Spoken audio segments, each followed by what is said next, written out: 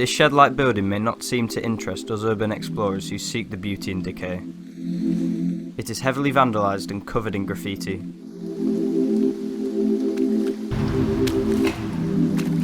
However, after a strange access, we found that lots of the machinery remained, strengthening in rust.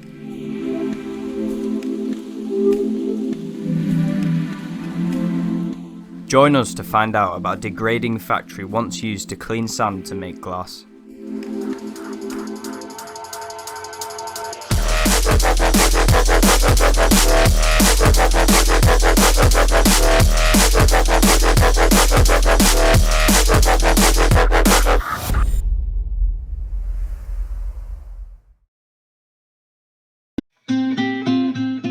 The factory is completely cloaked by trees. If you didn't know where it was, you would never see it by driving past.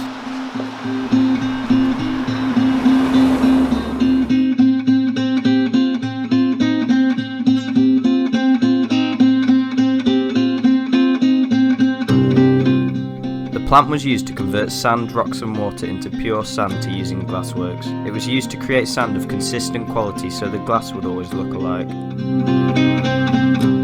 We'd heard of a flooded entry to the building, so we came prepared, or at least the best we could.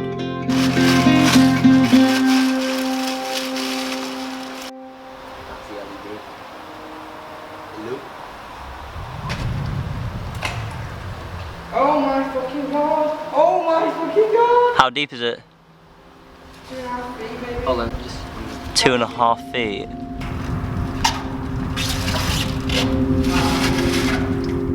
We were in, the basement floor being an array of pipes and machinery used to power the larger stuff above. Over time, water must have slipped in and caused basically an underground lake. There were levels where it was more than a metre deep, so we tried not to think about getting out and continued our exploration. Usually such flooding as this in a building dominated by machinery powered by electricity would worry us, but this plantation has been disused since the 1960s, so it's very unlikely there is any power left.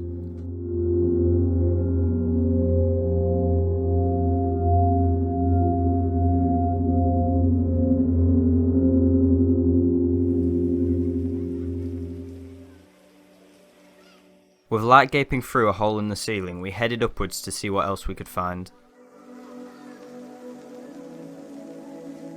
The building is built over 3 main floors. This is due to the way the sand washing system is, with a beginning and end.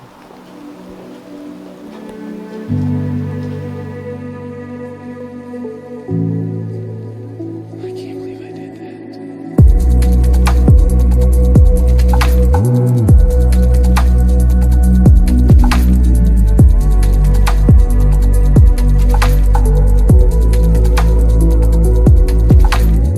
Once the sand, rocks and water was entered above, these huge filters would get rid of any excess water.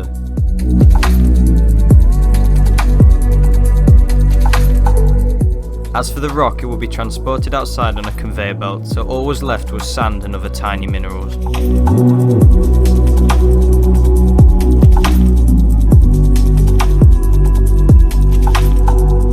When the sand came through the funnels, it would enter these machines where it would be cleaned and made into pure sand.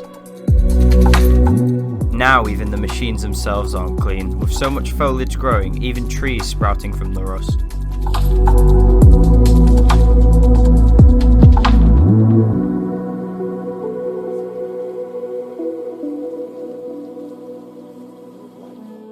The sand was then sent to pumps outside that would send it further along.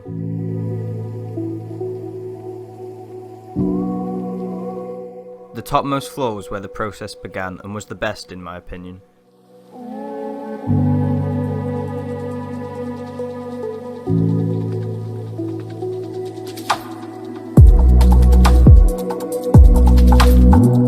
These cylindrical objects are called filter drums. Sand, rock and water would be put inside and split up into different directions.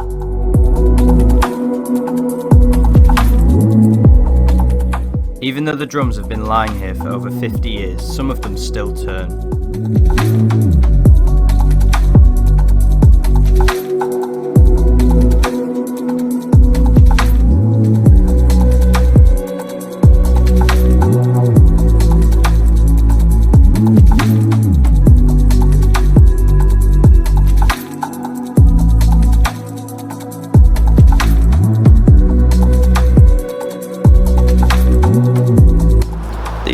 actually shake.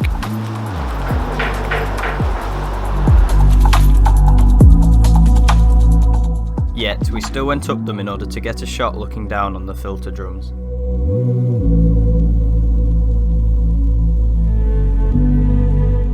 There are many walkways inside the building and they would be used for maintenance. This was the scariest one, as a plummet from this meant a 2-floor drop and certain death. We had to trust in the thin, rusting supports as we slowly walked along it.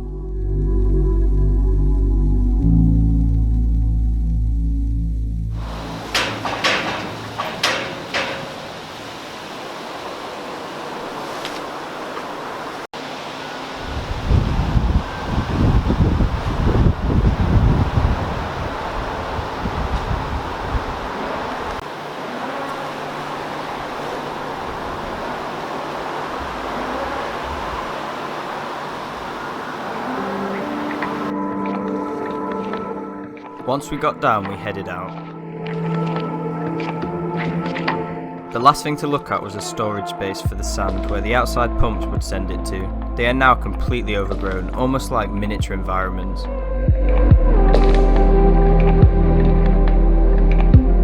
We highly doubt that any conservation will go ahead for this building. It is most likely that the bulldozers will come in and reduce it to rubble.